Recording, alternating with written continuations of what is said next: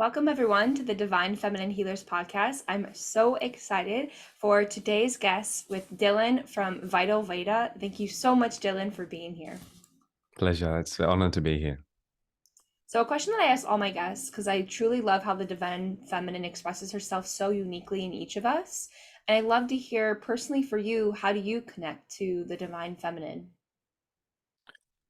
It's a big question. I could answer that for a long time, but I think the first couple things which came to my mind is one, my wife. Uh, she has been the divine feminine is always, of course, in me and in everyone. And I think having a partner, that Shakti counterpart, really allows me to connect to it in a greater way. And it's there in the physical form. And of course, in her, it's more dominant than her masculine, as opposed to me, who's the opposite, who has a more dominant masculine.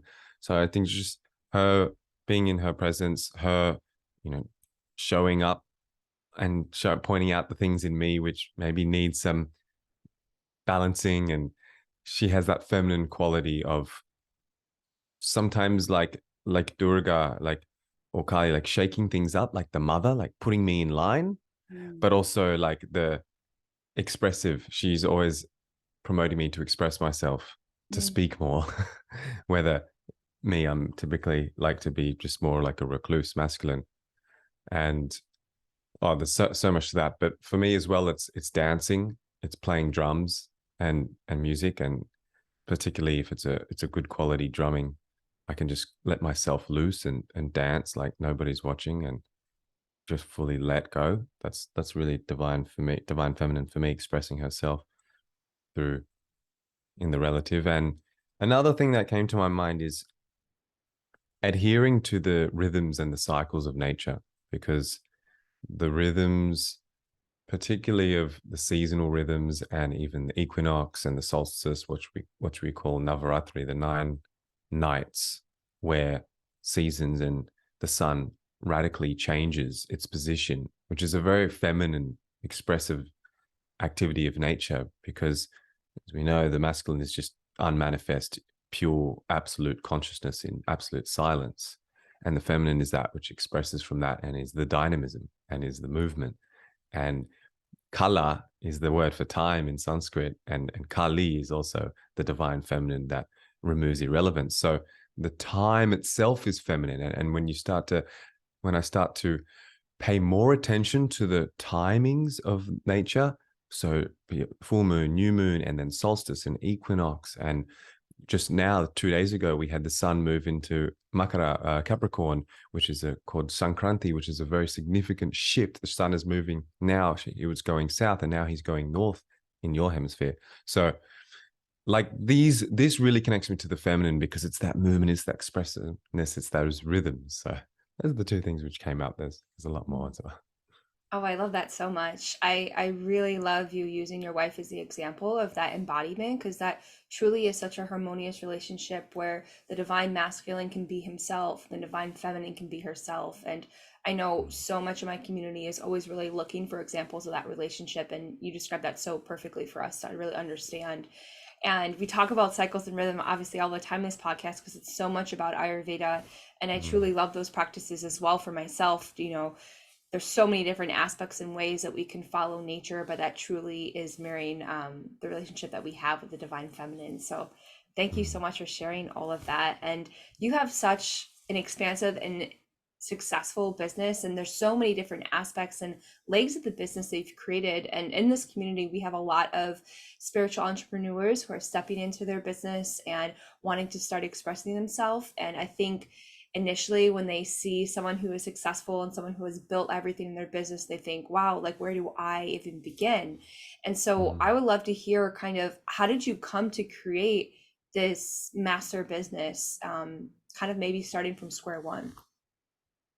Yeah, I mean, I think we also have to define like what is a successful business, what is a master business, because I don't even know. Like, if you're talking about financially, like our business is not very successful, Vita Veda and things like that. So it's great for us, but for me, My advice, and I do this because I teach Ayurveda to students, and of course they want to do it as their career, a lot of them. And it's just start by sharing, and don't feel that you don't have enough to share, that you don't have enough knowledge, that you don't have enough capability to help other people, because even the smallest and slightest bit of Ayurvedic knowledge can significantly help someone else. I was teaching a diploma of Ayurveda in the colleges in Australia, and they call it Ayurvedic lifestyle consultant in Australia. And I think in America, they call it Ayurvedic counselor.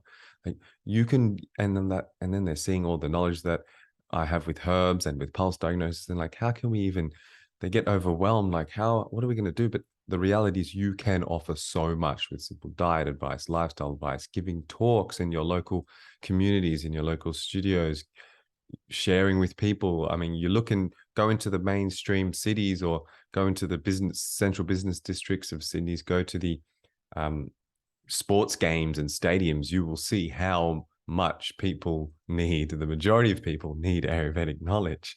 So there's so much you can offer. Just start and seek out, as I said, local community centers, your local yoga studio, and just give free talks and just start giving. Just give knowledge.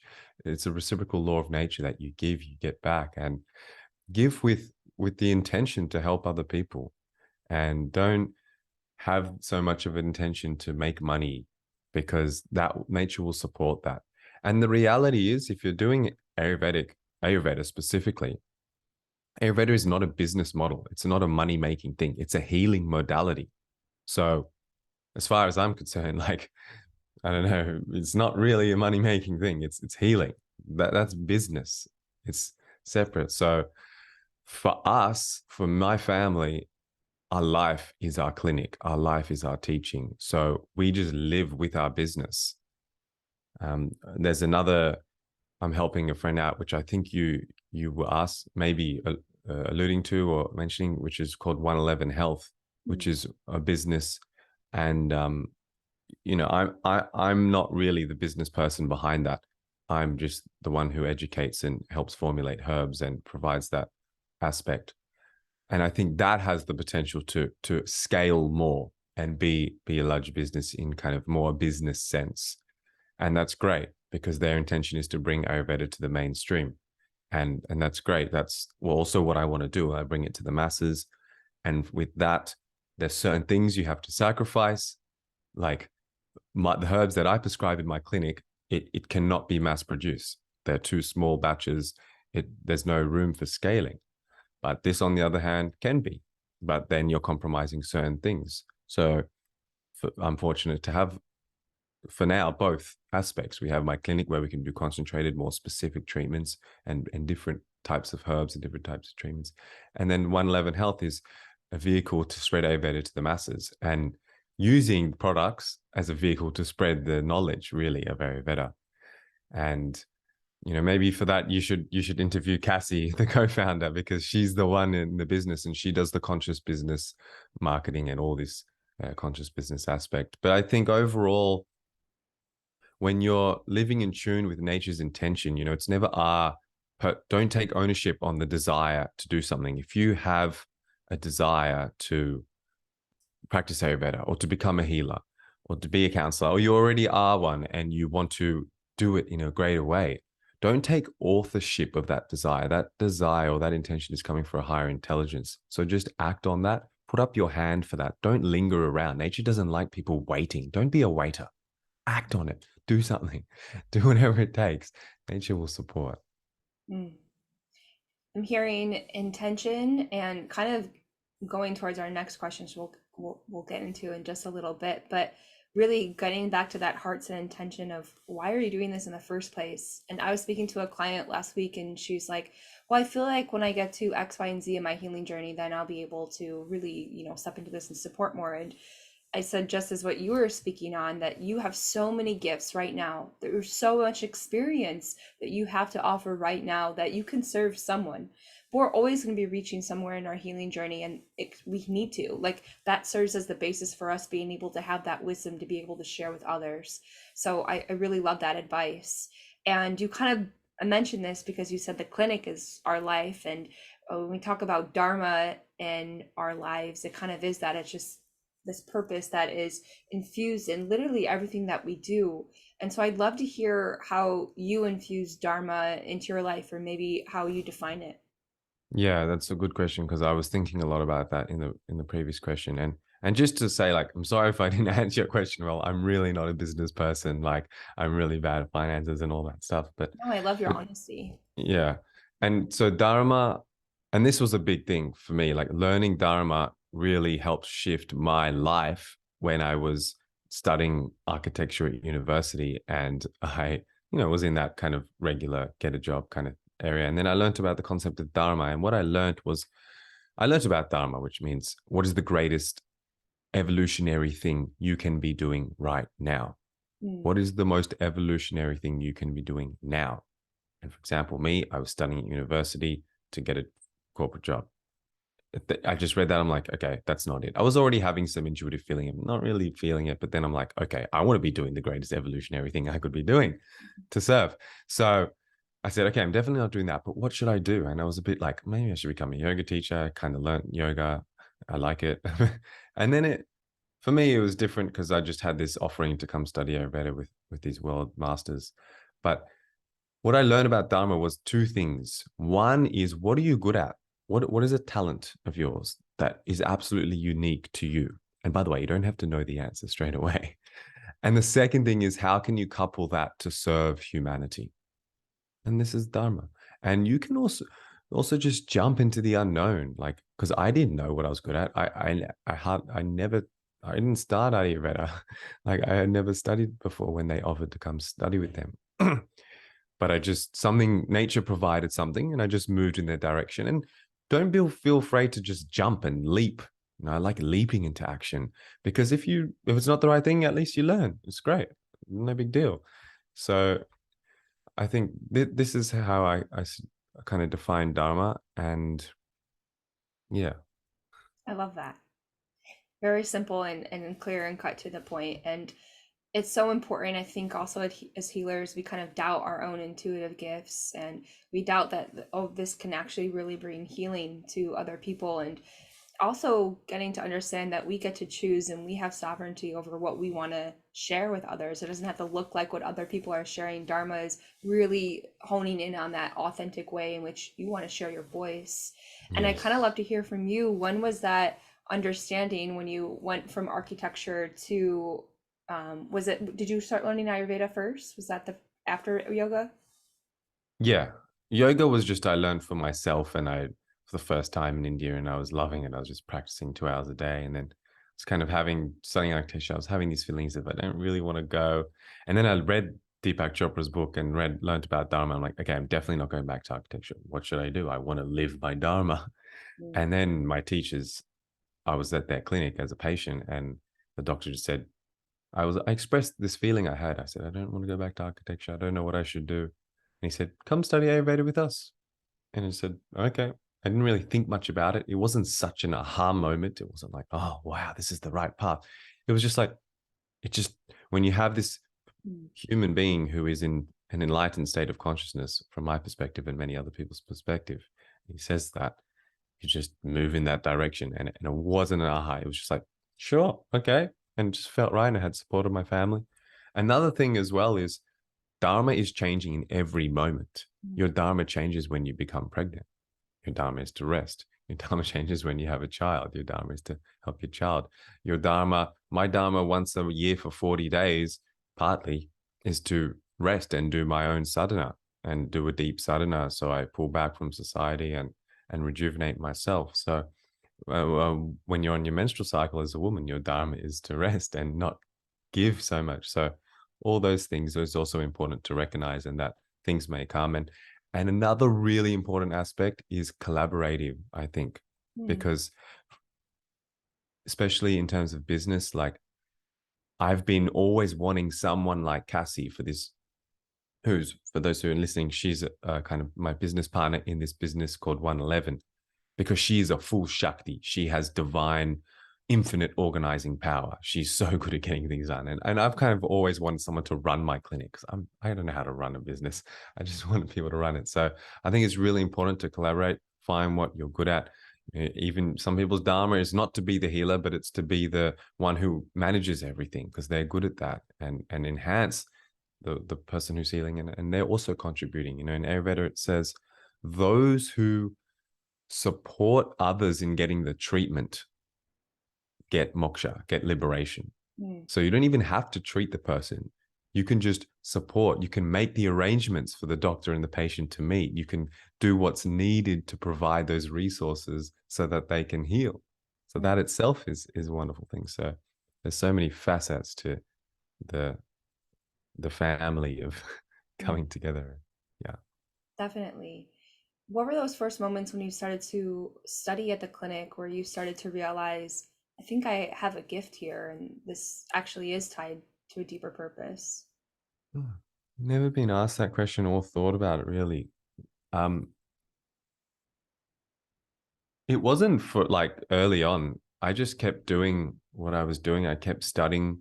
Um, I I kept practiced nearly as soon as I was legally allowed to study after I was certified. Um, and just bit by bit. And I just I have strong tejas like that Mm, fire to just continue and do things. So, and I had support um of friends and family that I was practicing out of my parents' home for a while, my clinic.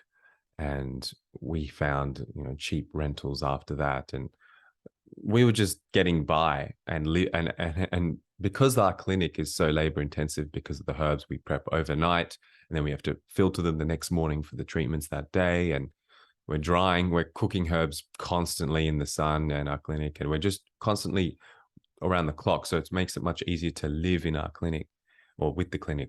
We have been always having that aspect. So all this is it's just supported that. And maybe since then, when I was really I guess sharing more knowledge in lecture format, kind of before, or in association with starting the social media sharing as well with Instagram, and probably the Instagram and the lectures, when I was getting good feedback and when I would be invited to speak at people's events or speak at some yoga studios or community centers, then I kind of realized, okay, this looks like it's working well. And also feedback from people who have been following, particularly friends and family, particularly friends and colleagues who have given me positive feedback of, wow, your speaking has really improved. And of course, seeing the results in patients was a massive thing. mm, And another thing which comes to mind is, which was a big point for me actually, was when the pulse diagnosis. That was perhaps mm. when you talk about, or click, like something clicked, it was when the pulse diagnosis started to reveal great information. And I felt that, wow, because when you start pulse and you meet someone like my teachers who are world renowned masters of pulse diagnosis, and the things that they can feel in a pulse. And it happens so much with my students. It happens so much with my colleagues, and it happened with me. You go, how can I ever learn pulse? Like, these guys can read the the vastu, the architecture of someone's house through their pulse. They can read their astrology chart through their pulse. They can read their maternal and paternal grandparents through their pulse of the patient. Wow. How am I going to ever? And because especially as a patient, you're getting your pulse every day. You're seeing these siddhis, these divine human capabilities. But I persisted, as pulse must be a persistent, and it's all about practice. And once, like, I really got it, and when I'm seeing the accuracy in the patients, that was like a bit of a click. I'm like, wow, like this pulse, it really is achievable. Definitely, it's actually very easy, and that Mm. was a big motivation. Yeah, it's like that consistent effort that you put towards in the beginning. Like you said, you're just responding to what the universe or God is showing you. So you're just taking it, and there's that devotion to the Dharma and the commitment. And then over time, it aggregates, and then you see, and you're like, oh my God, like I'm finally getting to this, and I understand this, and I'm seeing all the changes that it's making in my clients' lives. And I think also what's really interesting, you said that you have this tejas about you, which I definitely get from following you and listening to your podcast. Like there's so much of this fire and like clear and cut energy that you have. But what's interesting of what you're sharing in your story is like it's such a balance with that water element because you surrendered. You're just like, oh, okay, like guess this is where life is leading me right now, so I'm just gonna take it. And I find that that could be so hard for those that maybe identify with that fire element. Did you ever have a struggle or a challenge in surrendering and felt like you were kind of like gripping onto life before you were able to step into that? No, because of the grace of Guru, Mm, because of that power in them, simply those words, those simple words, come study with us. Krishna mm, will teach you. It was a no-brainer. It was like, it was there. So, and the tejas was required to continue that because I had other people who came to study. There were other students who wanted to do the same, and they dropped out mm, because studying with these people, it was traditional learning, Indian way. They're used to teaching kids from 7 years old, so they teach very slow and very repetitive and gradual, gradual, gradual. And a lot of people dropped out because they're like, I can't take this. Like, I need the time with the teacher. Teach me. But it was a lot of kind of persistence. So no, I think because of I think it's that surrender is also a part of Tejas because if I'm surrendering to being an Ayurvedic practitioner, which I wanted to develop a career for myself because I need a career. I want to do something in life.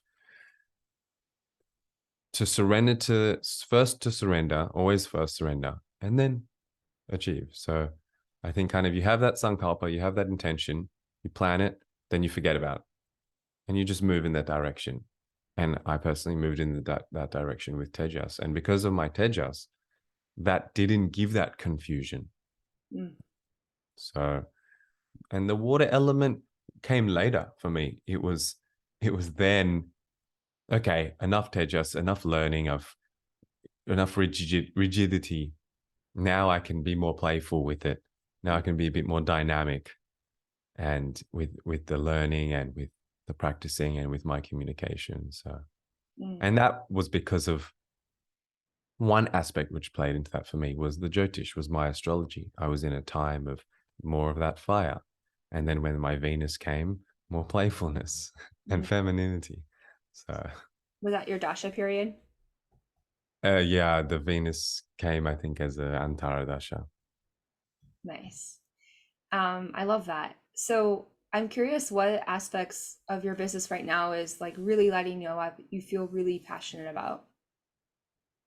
I think the 111 Health, which by the way is new for me. So for those who don't know, like I've been running the Vital Veda, which is a clinic and education platform through podcast, online courses, in-person courses, clinic online and in-person in Sydney, but also even we travel the world and do consultations since 2014. And the past, it must be like 1.5 or 2 years, we've started this 111. That I'm really passionate about. Um, Once kind of that business takes off and we have the resources to spread it more, because that is an opportunity to really spread Ayurveda with the masses. Mm. And the team there is kind of like pushing me. And anyway, I am sharing Ayurveda in a more introductory level and easy to understand. So that has the capability to really reach the masses and those who don't need it. So that what is I'm really excited about. Mhm. And I'm very passionate also about women's health and fertility and infertility, because that's by far now the biggest thing we see in our clinic is infertility. I'll have at least one patient every day. Wow. So we're bringing my teachers, the Raju family who I was talking about, to Australia. We used to bring them every year before COVID, and now we're very excited this year to bring them back. And we're doing very special programs for gynecological health and fertility, and even for men this year for the first time, as well as an in-person course on fertility and reproductive health. That's what I'm very excited about and passionate. Mm. And yeah, these are some of the, I'm also passionate about herbal like restoring and regenerative herbs, because I used to live half the year in India for a number of years, and I go there a lot every year. And just seeing how corrupt and adulterated the herbal industry is and how scarce it is becoming. We're losing so many herbs. It's hard to get. There's more herbs becoming endangered. So I think, especially, this is why I'm passionate about 111 health, because if that can grow to a decent size where we can start having an input into regenerative organic farming, for example, the brand Organic India. Yeah, I'm sure everyone knows the Tulsi teas. Like we did a podcast with the founder there, and last month I was there at their factory and their farms in North India. They are doing like amazing things with regenerating farms and giving back dignity Mm. to farmers, because in the Indian farms there's a lot of suicide. They drink the poisons, they drink the pesticides a lot, and they do it. They're very depressed. They're farming, but Organic India, what they've done is they've kind of restored this dignity and made them, look, guys, you're producing these amazing herbs. We're going to pay you well. We're going to sign in advance. We're going to pay you. We're going to give you multi-year contracts, and kind of restoring this love in the farming. And I think that's needed in India. That's needed in Australia. We need to start growing the Ayurvedic herbs in Australia. So many of them are native anyway to Australia. So start cultivating them all over the world as possible. But for now, like starting especially with recognizing the Ayurvedic herbs native in Australia, also recognizing native Australian herbs that aren't mentioned in Ayurveda, and understanding how to use Ayurvedic principles to understand the energetics and the qualities and properties of that herb, apply that. So there's so much to do. I think really with this type of work, especially, is a collaborative effort between um, some bodies, and then having to lodge with the government and all this. So there's a lot of stuff. Yeah, I loved your insights on, just to backtrack for a second, on women and infertility. I've listened to a lot of your podcasts where you've just spoken on it or you've had experts on it speaking. And I think it's so important as it's becoming like an epidemic with women, especially I see it all the time with women in my community. And that's why I work with on more of a on a different level, not necessarily fertility specifically, but female reproductive imbalances like endometriosis, PCOS, which they're all linked together, of course. Yeah. So I'll have some of those podcasts linked in the show notes for those that want to review those. But I And do love. it's not only women infertility, it's also men. In fact, men, the epidemic of men infertility is stronger than women, and it's more Oh wow, fast growing. The decline in sperm count has reduced wow. ridiculous amounts, like more than 50% over the last 30, 40 years. So we need to not forget the male. They're 50% of the problem, and they're Yeah. 50% of the equation. So we need to optimize fertility for both. And as you said, endometriosis, dysmenorrhea, amenorrhea, all these menstrual disorders, all these hormonal imbalances are absolutely linked to fertility, because if you don't have good fertility, typically these things will also happen. Yeah, thank you for that. That's so interesting and kind of like another way that our culture really impacts us and our view of infertility. That's so Absolutely. it's so fascinating, like how, and I guess this could really get into a whole conversation here, but I am so curious, what do you think this kind of spiritual reasoning is of why there's infertility on both men and women? Very interesting. I don't know, haven't given it much thought, but ideally, like it, and I've seen it especially with COVID, because especially since COVID, there's been a lot of these issues since Mm, the pandemic, whether from infertility, definitely the hormonal imbalances. I'm sure you're seeing many more menstrual disorders, and also the low immunity. And it's kind of like, obviously, it's karma, and maybe nature, it's looking like nature wants to reduce the population. I don't know, because it's happening on so many levels. But and I kind of have this one feeling of, okay, nature wants to reduce the population. There's validity to that. We are somewhat an overpopulated thing. But I think now you have to have like good karma or good punya, which means like spiritual merit, to have a baby for mm, some people.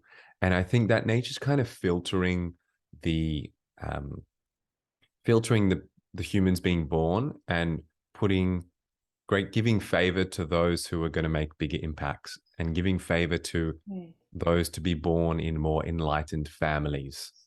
So in order to create an enlightened family, or to create enlightened channel for a spirit baby to come into a more enlightened family, that's going to share more Dharma with the world, that's going to give more righteousness to the world, because that is absolutely needed right now in this Kali Yuga, this age of ignorance.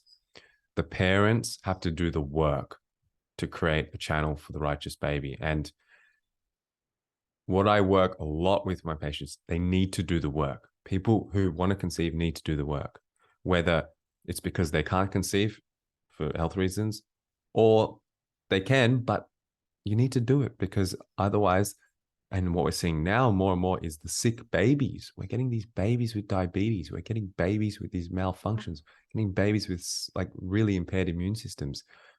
I didn't even see this when I started practicing less than 8 years ago. Like, my teachers are also blown away by the amount of these rare disorders, these Mm. 1 in 16, like 16 people in the world have this disease, and 32 people in the world. Like, this is what we're seeing, and more. So I think the importance to purify both of the seeds, both sperm and ovum, before conceiving, is what is going to invite, is what I think in the future is going to be those babies that are born.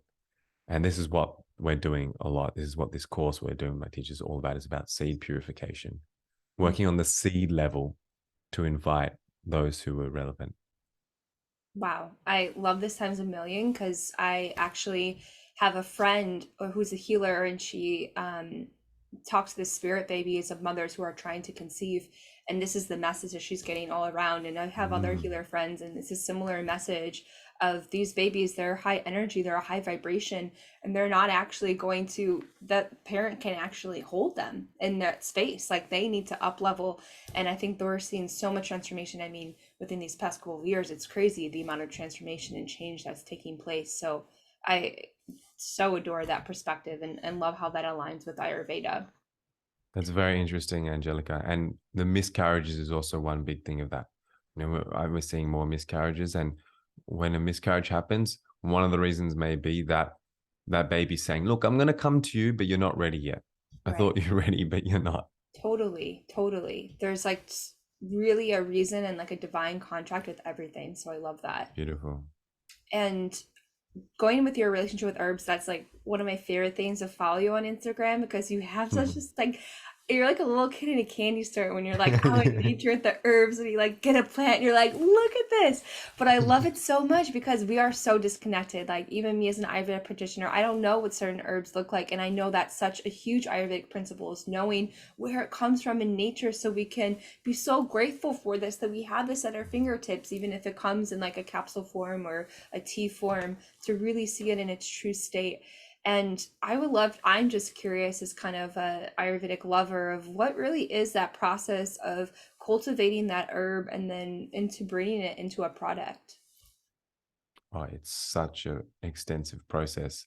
Like, when people, like when herbologists or naturopaths learn about Ayurvedic herbology, just get a glimpse, they're like, wow, this is really complex, because we can have 30, 40, 50 herbs in a formula.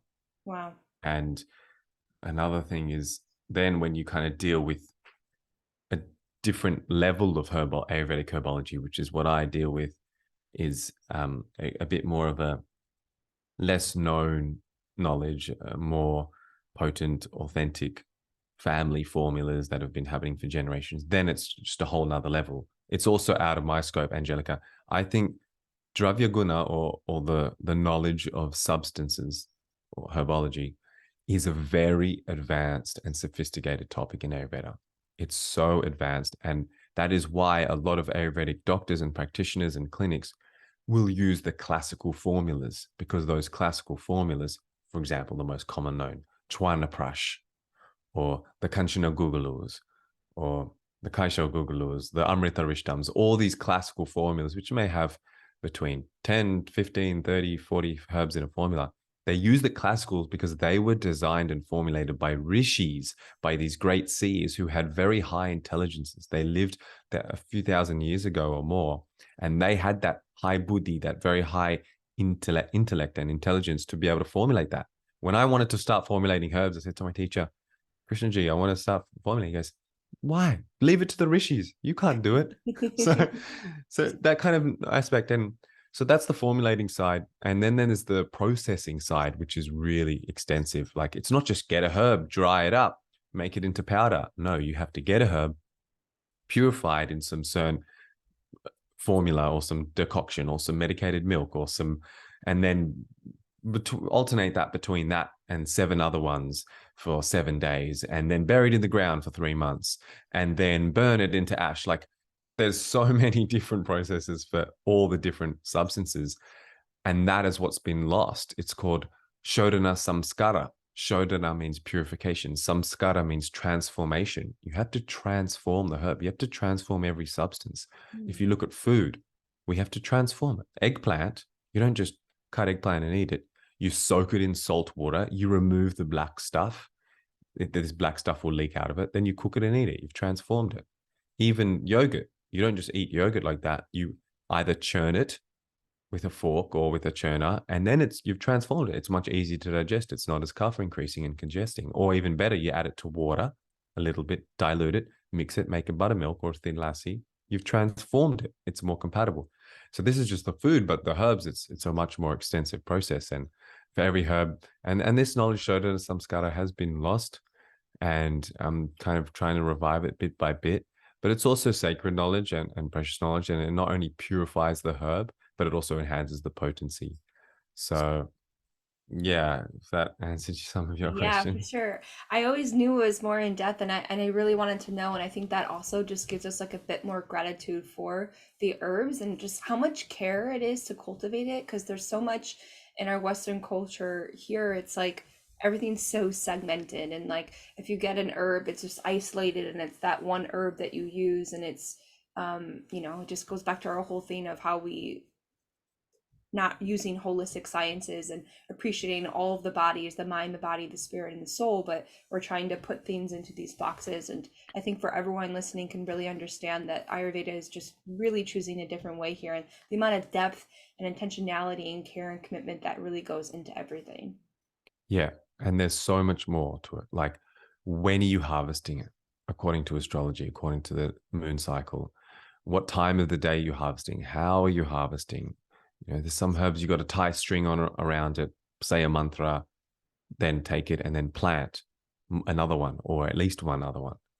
And this is what really needs to be revived, and is in my scope to soon revive, or in my intention to soon go to India, because now with the money and the wet corruption, all these things, these harvesters who are looking after the forests and the wild herbs, because some of these wild herbs, like, it's so hard to get into because they're like very tribal.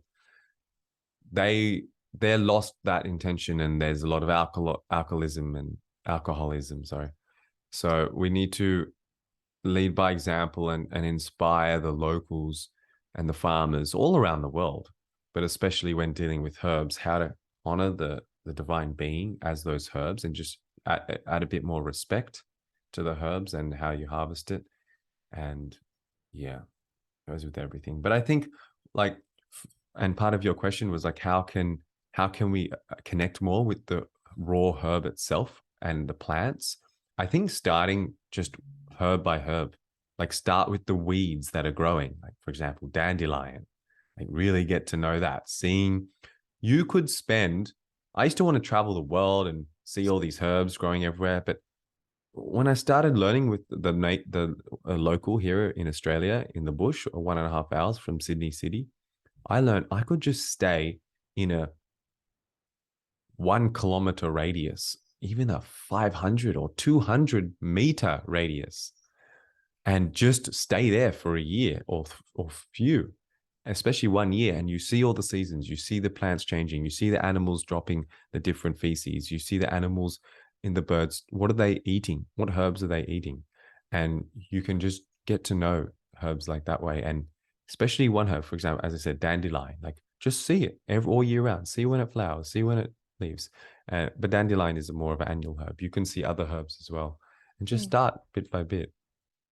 Yeah, I love that. I had one of my Ayurvedic herbalist teachers on the podcast, and one of the things that she taught me and we talked about on the show was meditating with the herb. And At first it was like when I was in my beginning journey with Ayurveda, so I was like, this is really out there. Hmm. And fennel, that's what I had in my refrigerator, and I took a fennel, full fennel like bulb and plant, and I just meditated with it. And I tend to have pitta imbalances, and I really felt this like coolness in my mind, and I really did feel that creative intelligence of this like light that kind of opened up the more that I sat with it, and I understood it on that divine level, you know, getting Mm. beyond the mind and all the other qualities and things that we learn about it from that Ayurvedic perspective. So truly just em- being in body and going out in nature, I think that's truly the best advice that we can have for it. Are there any herbs you can think off the bat that are endangered that maybe we should be more conscious of how we're using them? Kutki, Picohasia horosa, which is a bitter Mm, tuber which grows in the high Himalayas, also grows lower. People may not know that herb, but if you're taking some liver formula or something, that may be in it. Same with Atish. The botanical name's not on my head at the moment. It's just a similar liver cleansing herb, bitter herb, and a high Himalaya herb. Um, Even sandalwood. Sandalwood um, used to be not endangered, but it was restricted to export out of India because the sandalwood tree you have to let grow to 25 years old at least before harvesting the heartwood. And they weren't doing that. There was a whole thing in India. I remember I was there at the time and they were not letting India export it. And there was all this corrupted sandalwood and things or adulterated sandalwood. So, but I think more than specific herbs, just look at the person who's selling the herb and or the practitioner who's prescribing it, and is the practitioner like in our clinic we are so meticulous about where we get our herbs from because we'll get herbs that are made by my teachers and we'll also get branded herbs and the branded herbs we're absolutely meticulous about how they're doing it and potency and things. But it is hard because it's such a big industry. Like in India, it's like the vitamin supplement industry in the West is the right. Ayurvedic herb industry. You have so many companies and doing mass things as well. But definitely like supporting more regenerative companies like Organic India as well. Mm, And the thing is, if you need to treat more, like if you want to drink Tulsi tea or you want to have some simple herbs, yeah, go for Organic India. But if you're going to need more therapeutic medicine, for you need to get something stronger, and then that's where you kind of got to. I guess the best is to, unless you're in the industry, to know a practitioner who knows their stuff, and yeah, and getting like fresh herbs as well. Like these some of these people have powders on the shelves or in the capsule can for over 12 months, and that just loses its potency. Kind of having a bit more complex and sophisticated formulas that last longer because when you do some certain Shodana samskara, certain processing methods, it lasts. mm. Yeah, it's a very big topic to talk all about this.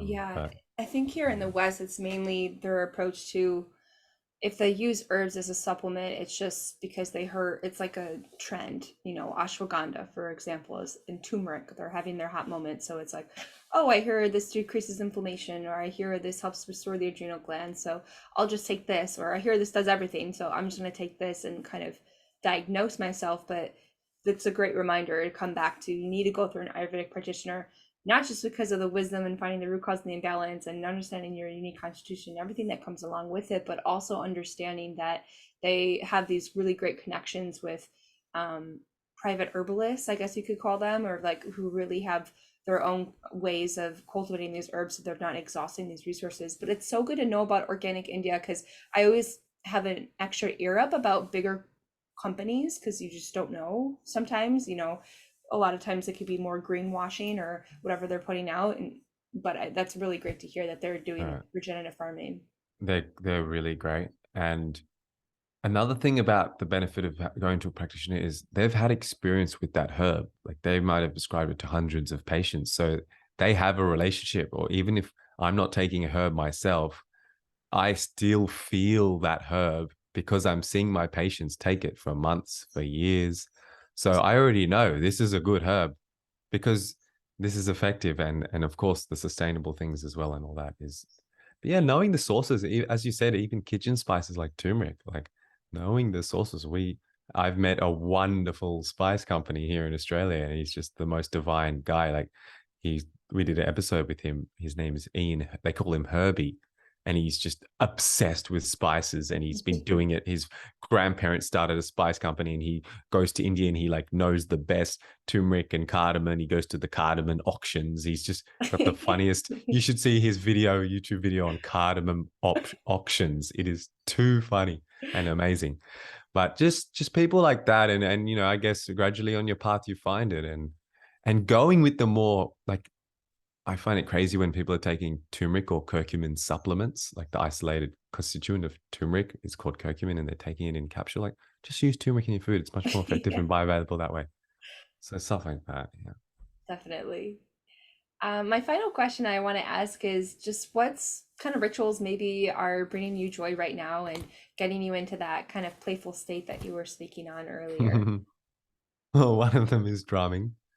I really enjoy drumming and dancing, African drumming, that is, with community Oh, I love that. and I mean, I've been doing the same sadhana rituals for a long time, and I just do them every day. So it's joyful, it's great, but I'm trying to think of something a bit more fresh and joyful in my life. Um, yeah, that Surya Namaskar, I swimming. love that. Running is kind of new for me. I do a little bit of running down to the beach. Of Mm, course, I only breathe through my nose. I don't overexert myself and activate my flight or fight response.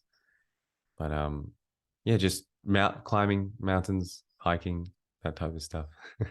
I love that. I love having Ayurvedic practitioners on there and just giving other options of like we don't, I mean, we live and breathe this all the time, but there is so much other ways that we, find joy and connection to things. So thank you for sharing Yes, that. pleasure. And do you have, I know you mentioned your purification program for infertility that is coming up. Can you tell us a little bit more about that?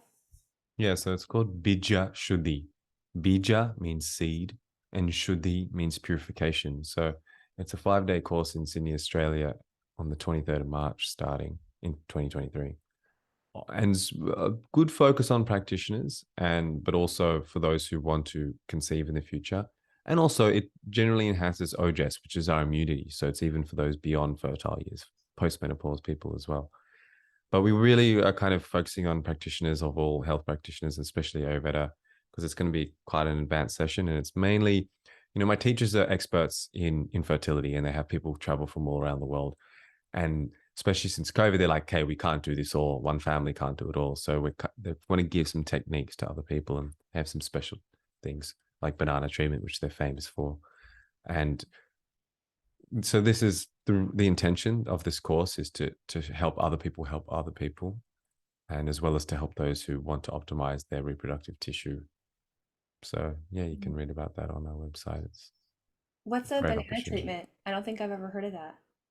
Banana treatment is a famous treatment which is only offered by my teachers, and it's because it's a family treatment. And again, a lot of the Ayurveda knowledge has been lost. And I'm fortunate to have these. Well, everyone's fortunate that this family of one of the handful of families that have that unbroken lineage, because with the Mughal invasions, with the British invasions, so much Ayurveda has been lost, and there's a handful of families left that have that lineage, that unbroken lineage. And one of the things I offer is banana treatment, which is basically a treatment where you receive a medicine every morning, usually done for women during the days of their menstrual cycle, can be done otherwise. And after you take the medicine in the morning, you rest and have a certain diet. That's it. And it completely purifies the whole physiology, especially the reproductive hormones and the all the hormones for thyroid. And it helps a lot with migraines, skin conditions, especially gynecological disorders. So I was in India. I spent a lot of time in India, and we'll have people travel from US or from Australia or from UK just for their period. We'll have women go there just for their period, all the way to India, say 5 days. Maybe they'll have 7 days there, so they can have just, so it's not too rushed. Then they'll fly back just for that banana treatment, which, by the way, is free. The Raju family, Wow. forefathers who handed it down, said they cannot charge a cent for it. So you Wow. just pay for the puja, for the ceremonial material, which is bananas. Um, it's like 50 rupees a day, which is like 70 cents. But yeah, it's an amazing treatment. And one of the reasons that I bring them to Australia and that they go to US also is to give that treatment, because not everyone can easily fly to India. So we do that, and we have, it's beautiful. We've had in Sydney and in Australia, we've had like 150 women just sit waiting for their dose of banana medicine. And the Wow. Vaidya rocks up in the morning, and everyone, it's all in silence. It's all done in silence. And the Vaidya, which is the Ayurvedic doctor, has a tray of the medicines. It's on a tiny piece of banana, this medicine. That's why it's called banana medicine. It's like a size of your little fingernail of banana. And on it is the herbs sprinkled. And they call the women up one by one, and they all come up in silence, face east, pray for their health, take the medicine, and leave. Then the next one comes, and we've Wow. had these beautiful things of having 150 women in the backyard of people's homes and getting the banana treatment. And yeah, it's just the things like we've had women who have had to go to hospital every month because of how painful their cycle is, and after one banana treatment, they didn't feel the pain. Wow. So many stories you can check out on the Vital Veda website, banana purification, and just see the testimonials. It's just amazing things that doctors have been like said it's incurable, it's impossible. So it's a very special treatment that everyone should know about, and especially if it's available to you, take that opportunity. And I say to all the women traveling India, I say, when you get your cycle, plan to fly to Hyderabad city to do that treatment, because it's only a 1 hour flight or maybe a 2 hour flight within India, better than flying all the way from US or something. So take that opportunity. If it's in Australia, if it's near you, like, use it. It's a beautiful offering. Yeah, thank you for sharing that. I'll definitely have the link for your program in the show notes for those who want to join and learn more about it. And I also link your Instagram if you're not already following Dylan, Vital Veda. Like I said, he has so much Ayurvedic knowledge on there and a lot about herbs. And it's such a fun account to follow. And definitely listen to his podcast, the Vital Veda podcast, because he has such juicy information in there as well. And thank you so much, Dylan, for your time, your wisdom. I just love this conversation. Thank you so much, Angelica. It was very fun. Thanks. All right, everyone. We'll see you next time.